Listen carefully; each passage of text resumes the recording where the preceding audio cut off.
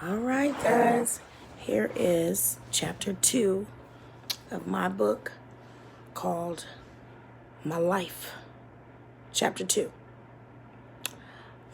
First, I would like to say to everybody, please subscribe to my channel, like and share, and please, please, please leave a comment because I would like to know if I'm catching your attention. And I would like to know, do you understand where I'm coming from? And I would like to know exactly how it makes you feel. After this chapter, this will be my last one to put out. I am looking for people who would like to write my book. So if you know anybody who would like to write this book for me, please, please, please inbox me. I have a Facebook page set up, and it's Candace Holmes-barnes.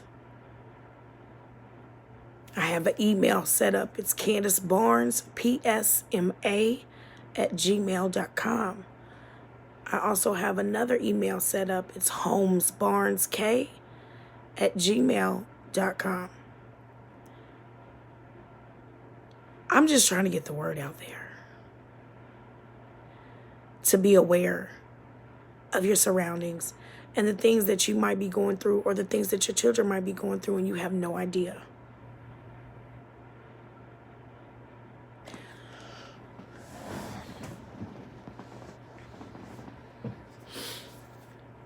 This book is not to offend anybody in my family, my friends, or anybody, or even myself.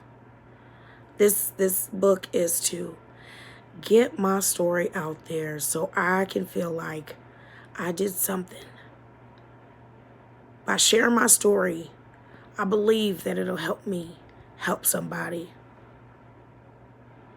in some certain situations and things that they might be going through.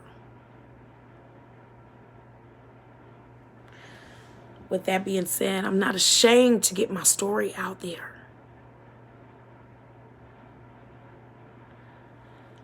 I do want to thank the viewers. In 17 hours, you guys, I've had 100 views. Just listening to my story, I just feel like that's the most blessings that anybody could ever have. Just allowing to hear and to see people taking the time and the initiative to take time out to read and to listen to my story. This is my autobiography of my life, chapter 2.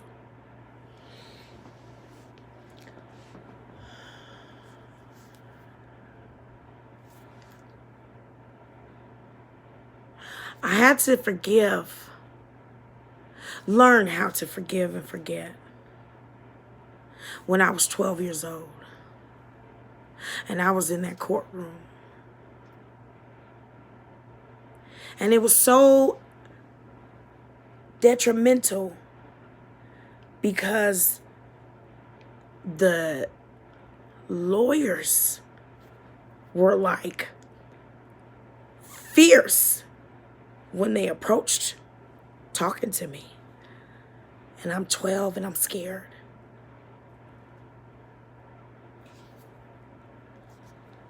So I cried. And then I felt bad. And then I was like, no, fuck that.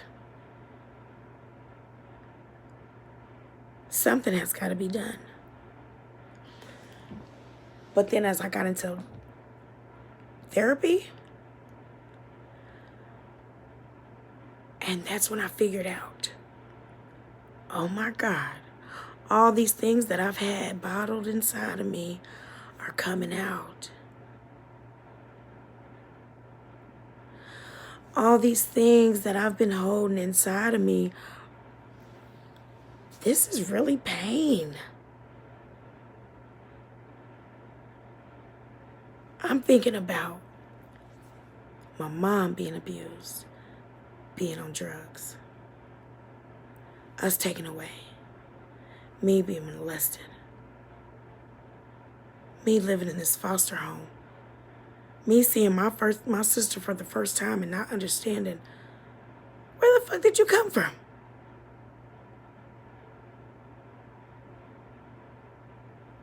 Where the fuck did you come from? but loving her at the same time. Growing up in school in foster care was really hard for me. Man, I'm telling you, I was in special education. And I used to get teased. I was like 100, maybe, pounds. And I used to get bullied. Girls did not like me because of no apparent reason. I had no understanding. I did not know why. Growing up in foster care, it was totally different from what I was raised from. We were sheltered. Like, living way in the country around animals. Caucasian, hi, how you doing? Can I help you? Type shit. Okay? Where we used our manners. We was respectful. We didn't get ass whoopings for real. We got timeout, punishment. You're grounded. What the fuck does that mean? We weren't allowed to go to parties when we were teenagers. So I didn't know what parties was. So that's why it's so weird when my kids ask me, Mama, can we go out to a party from school? I'd be like, hell no, I didn't get to do it. You ain't doing it either. Type shit.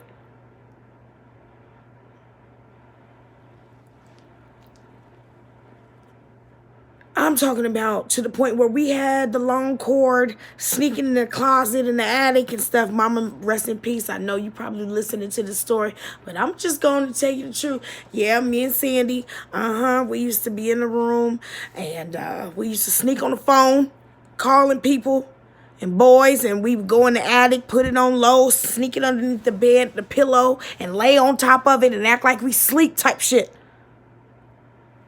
She had one phone, thought she took our phone, and we done had another phone that we hid in the attic. We didn't have cell phones. We had pagers.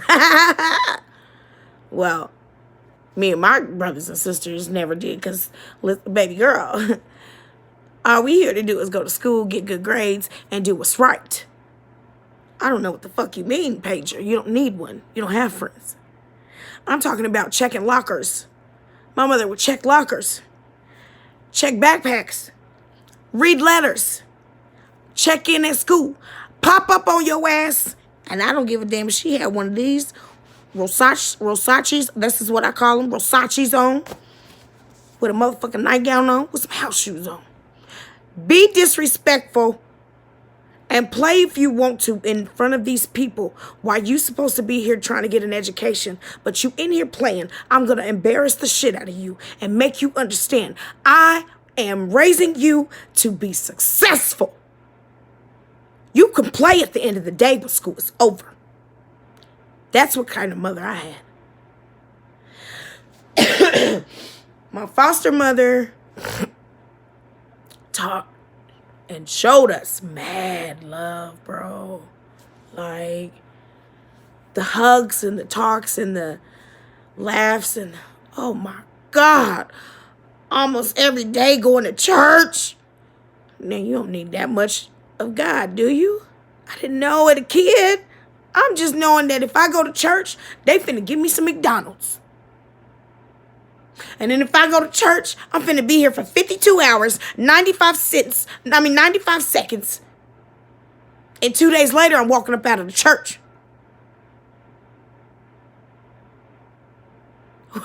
I remember one church we went to, man, I'm not even kidding. I don't give a damn who gets mad about it. But this is how serious it was. My mother was the type of person who would help out the community, who would help out others before she helped herself. She would feed her kids and go home hungry just to make sure that we ate. So a lot of people came to my mother for help. Holmes-barnes, my guardian angel, my pride and joy, my everything, my stability. This lady taught me love. She showed us love on a different type of level.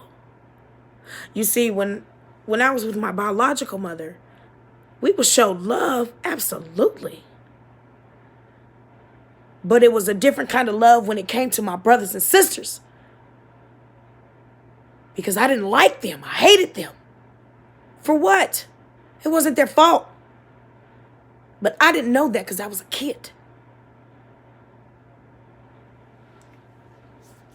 But looking back on things now, I'm realizing. I started realizing things that I had no understanding of as a kid. But when I'm saying these things to you, this is why I'm trying so hard to get my story out there, because a lot of things that I've been through in my life, I could have been doing life without. Should have been dead 5 different times. I will get down into the stories. I will get down into details. But this lady showed me a different type of love when it came to my brothers and sisters. I remember one time getting into it with my sister, Jasmine. She made us before the bus came. I don't know why, but my palms have been itching every day for the last 5 weeks. But whatever's going on, God is good. Anyways, I remember we was arguing so bad and she just got fed up. She made us sit behind that couch and she told us, she said, y'all gonna sit back here until y'all figure it out and y'all make up and y'all tell each other y'all sorry.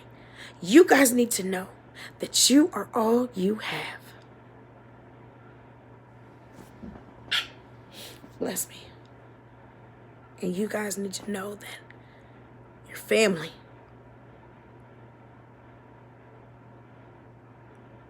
and blood is thicker than water when it comes to your siblings. And I think ever since that day, I just tried so hard to get along with my sister.